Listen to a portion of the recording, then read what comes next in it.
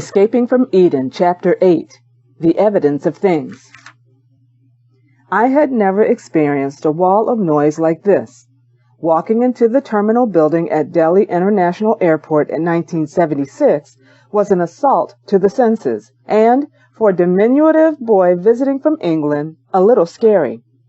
We were on the Indian subcontinent as guests of the owner of Air India, a connection which helped hurry our passage through the teeming terminal floor and out into a waiting car. We had many reasons to be excited to be on the Indian soil. It is a country of astonishing beauty, diversity, surprises, and challenges. As we traveled around the cities and towns of India and Kashmir, the differences of the physical environment, the built environment, the gastronomic and social environment were stimulating and fascinating. Every temple had towers adorned at their summits by renderings of the Vimanas, the ancient flying machines of the Vedic scriptures. They were just a part of the layers of message and memory encoded in India's historic buildings. I had seen the Iron Pillar before, 6.5 metric tons of extremely high-grade wrought iron, celebrated by the locals as a phenomenal exhibition of ancient Indian technology. This is because, though constructed sometime in the 4th-5th century AD, the Marali Pillar in New Delhi has shown scarcely a hint of decay or rust, such is the quality of the iron of which it consists. On that day in 1976, the Qutub Minar complex, in which the pillar now stands, was quiet enough that we were able to touch it and feel it and see if we could wrap our arms around it from behind, a local custom said to bring good luck. The state of preservation was indeed remarkable. It had stood in the Qutub Minar complex for the best part of 1.5 millennia. But just lately, the Marali Pillar had begun to attract more traffic.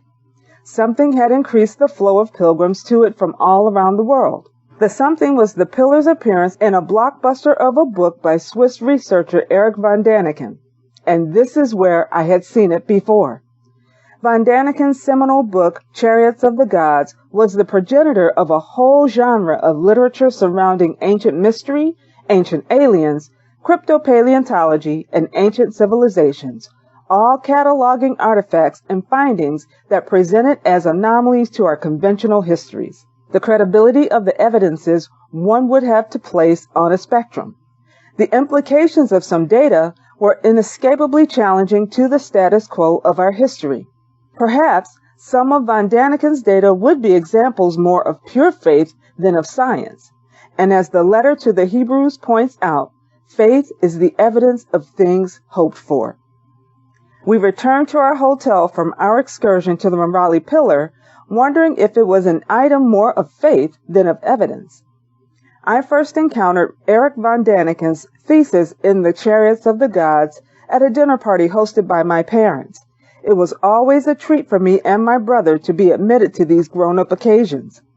My mom and dad always pulled out the most exciting and experimental of dishes and fostered fun and stimulating grown-up conversation with our guests. Though the book had been in print for 8 years, it was only just beginning its life as a stimulating and polarizing conversation starter, which is what I recall from that dinner party of my young youth. Having bounced the idea around the dinner table for some minutes, my dad concluded, "I can easily believe that I am the product of a higher intelligence, and I can well imagine that one day the highly intelligent species will return and recognize me as one of their own and take me home with them." He was joking, of course, and we all laughed. Yet the ideas of a bigger interstellar community intrigued me. By that young age, I already held the conventions of Christian religion in some suspicion.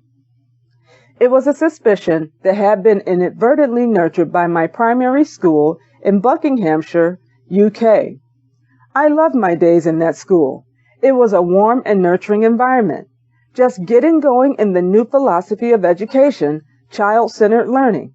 Nevertheless, there remained vestiges of a long-established, more disciplined order of things. It was in that context that the head mistress introduced a new hymn to us at the morning assembly. Mrs. Clark's class, Mrs. Clark was the one teacher who could adequately play the piano, will now teach us a new hymn. Please listen quietly, children.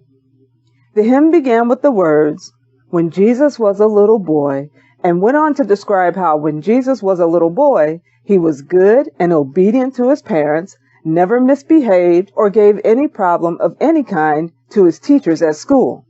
So children, you had better do the same. I was only 5 years old, but I still recall my inward reaction. The transparency of the school's use of religion to lick us infants into shape was not lost on me. They're just trying to get us to toe the line, I said to myself, quietly concluding that this religion business was clearly intended for weak-minded people who are content to be manipulated. Whew. So when, as a middle school student, I heard that the very idea of God was probably based on humanity's contact with technology super species in the ancient past, I was delighted to have an alternative view to explore. My enthusiasm for this perspective propelled me into some spirited discussions with a group of born-again Christians at high school, who patiently suffered my unremitting deconstruction of their logic over the years that followed. But I was like a moth to flame. I couldn't leave them alone. I wanted them to admit that I had some evidence on my side and that all they had was blind faith. At the same time, I felt in my blood that these Christians had something I could not touch. However, through these lengthy dialogues, I gradually came to understand that the use of religion by primary schools and the credibility of Jesus himself are two completely different things. As I read the New Testament to help me marshal better arguments against the Christians, I began to perceive that Jesus himself compelled a different response. The Jesus of the Gospels appeared to be about liberating people from hierarchies and from living in fear. That is how my journey as a Christian began. Meanwhile, proper academics were going to town to debunk Erich von Däniken. His book had made a great deal of the famous lines of Nazca, a curious grid of enormous clean lines in the Rocky Desert Mountains of Peru, visible only from high altitude. How could primitive Stone Age man have made them, and why? Now I watched as debunkers reported that the lines are really not that large, that they can be produced by natural processes. Why, you could even mark the ground simply by scraping your shoe on a little patch of the desert floor, scattering the darker surface stones and revealing the lighter desert floor. And the locals' use of these lines in religious and cultural rituals was well known. So there was another curiosity, suddenly less curious. Professional academics mocked Van Däniken as an amateur, and over the course of time, I was able to hear the opinions of professors and academics who knew a little more on the topics into which Chariots of the Gods was trespassing. There was no shortage of mistakes in Van Däniken's writings for the real experts to shine some light on.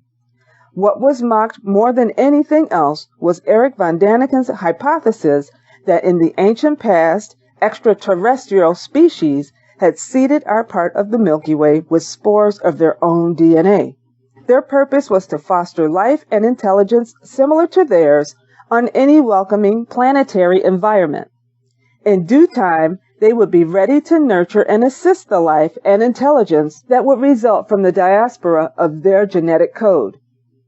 Von Däniken pointed out that many indigenous mythologies tell of beings coming from the sky and having sex with our earthly ancestors, people who were themselves the outcome of a prehistoric ET seeding of our planet. This hybridization resulted in the species we now call Homo sapiens. These were ideas to be found in the apocryphal Hebrew book of Enoch, the Sumerian tablets, in the Hindu scriptures, and the Greek legends.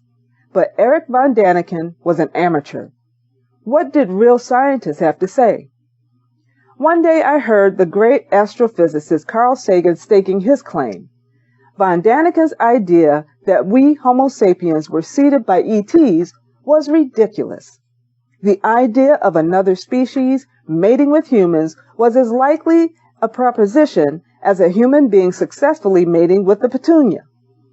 So I thought little more of this theory of an ET diaspora for the next 4 decades, right up until an accident forced me into months of traction, slowing me down to the point where I had time to reflect on questions which had sat latent for decades.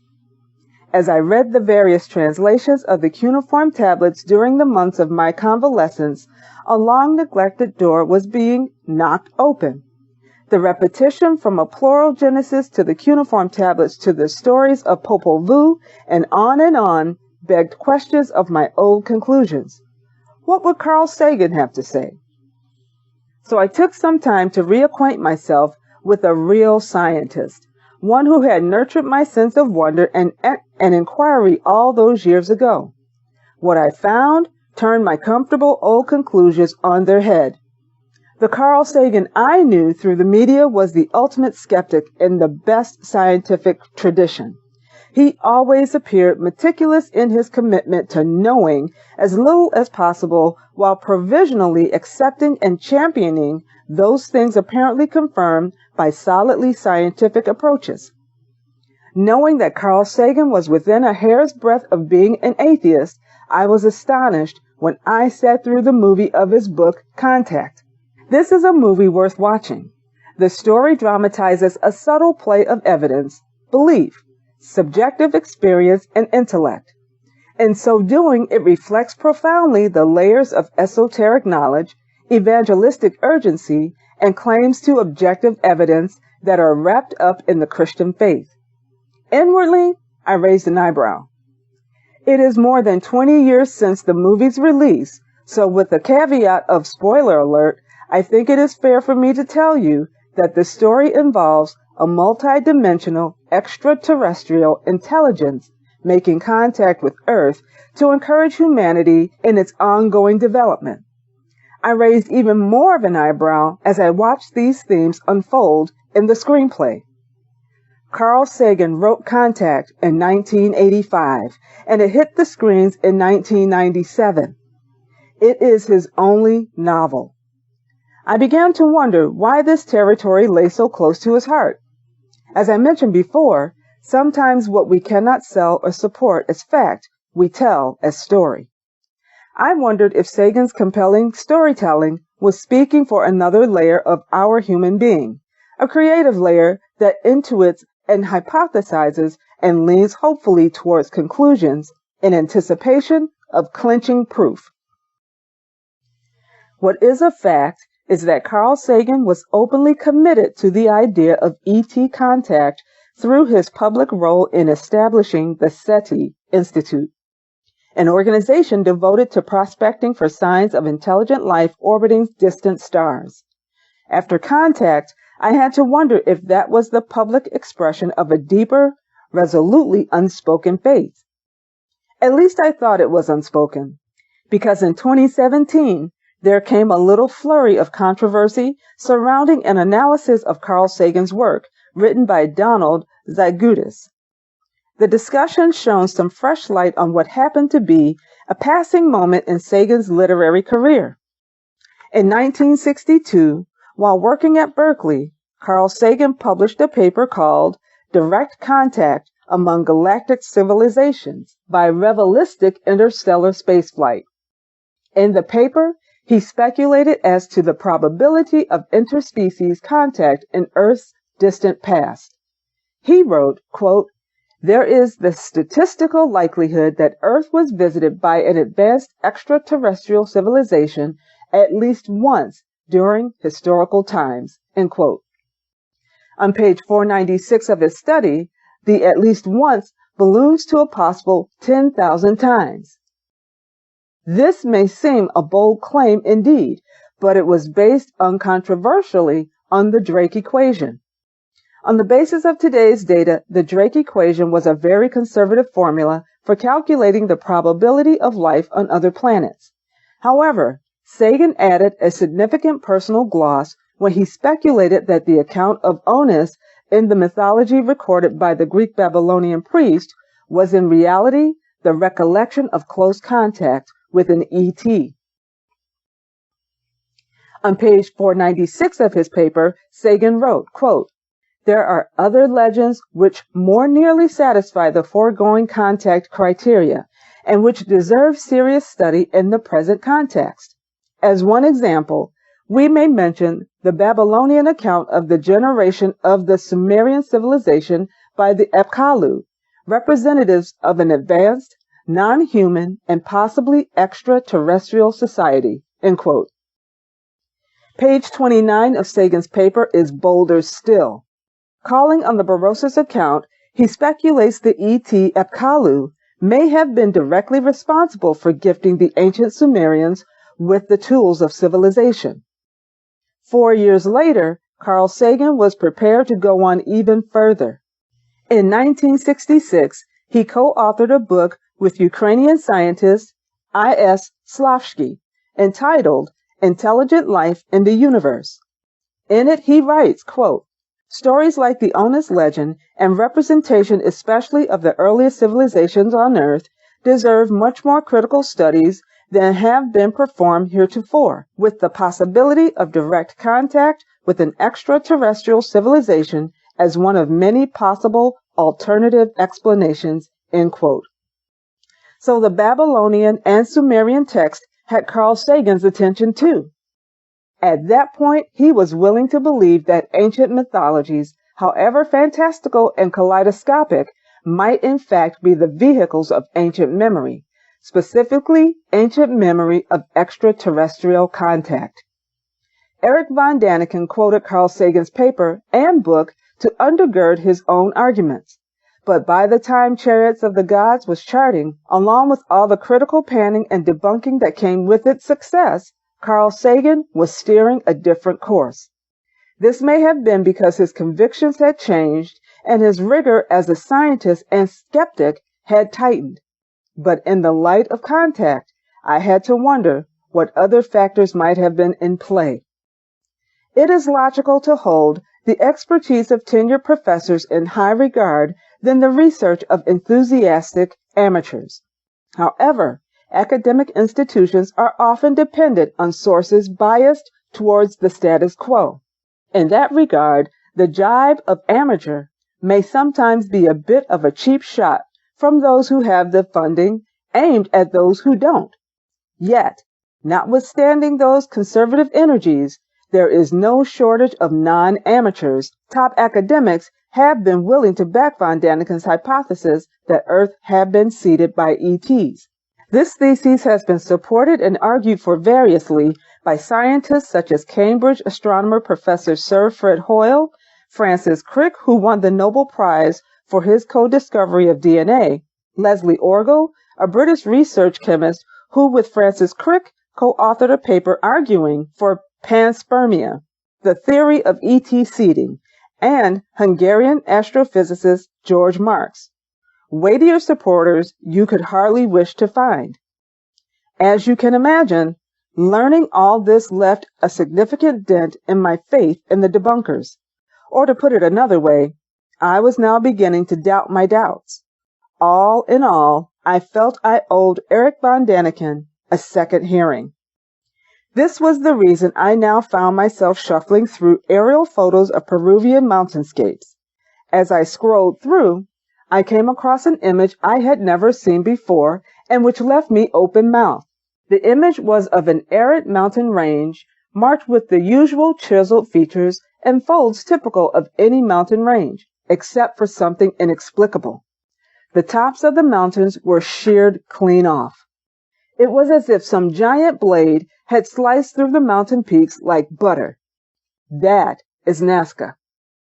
Surely no natural process could do that. No amount of shoe shuffling or stone kicking would ever produce a geological feature like that. That's for sure. The incredible improbability of the feature is visible only from high altitude, just as Eric von Daniken had written. Why had I never seen this? Why in the debunking shows was the scale of this geological anomaly never shown? I was now eager to give Eric a fairer hearing. Certainly, I could see that not all of the claims of Chariots of the Gods stand up to scrutiny. More than once, von Daniken had to concede I was wrong regarding various evidences. The book was clearly midwifed into being with an enormous burst of enthusiasm and underzealous fact-checking. Consequently, not all the facts quoted by the book are facts. Not all the book's anomalies are as anomalous as von Daniken may have thought. And that may have been the case with regard to the Merali Iron Pillar. In an ironic twist, the accelerated flow of tourists compelled by chariots of the gods to touch and feel the rust-free pillar had begun to affect the pillar's iron surface, resulting in a layer of corrosion. The pillar had survived virtually unchanged for 1.5 millennia, but was now being damaged indirectly as a result of Erich von Daniken's book. 21 years after my visit, authorities placed a barrier to protect the iron, which is in fact of exceptionally high grade, from the sweaty palms of enthusiastic visitors. Notwithstanding these proofs of von Daniken's amateur status, there is life in the hypothesis and enough real data in the von Daniken's catalog of findings to keep the questions live. In the 50-plus years since the book's publication, a body of significant discoveries unearthed by von Daniken's successors have only added to the list of archaeological anomalies that point to the possibility of historic contact. For me, one of von Daniken's most intriguing anomalies was an ancient carving. It was unearthed in 1949 in the bowels of an abandoned city by the Usumacinta River in the Mexican state of Chiapas. There it lay buried deep under the foundations of an ancient Mayan pyramid. And that is the end of Chapter 8. Peace and blessings to you all.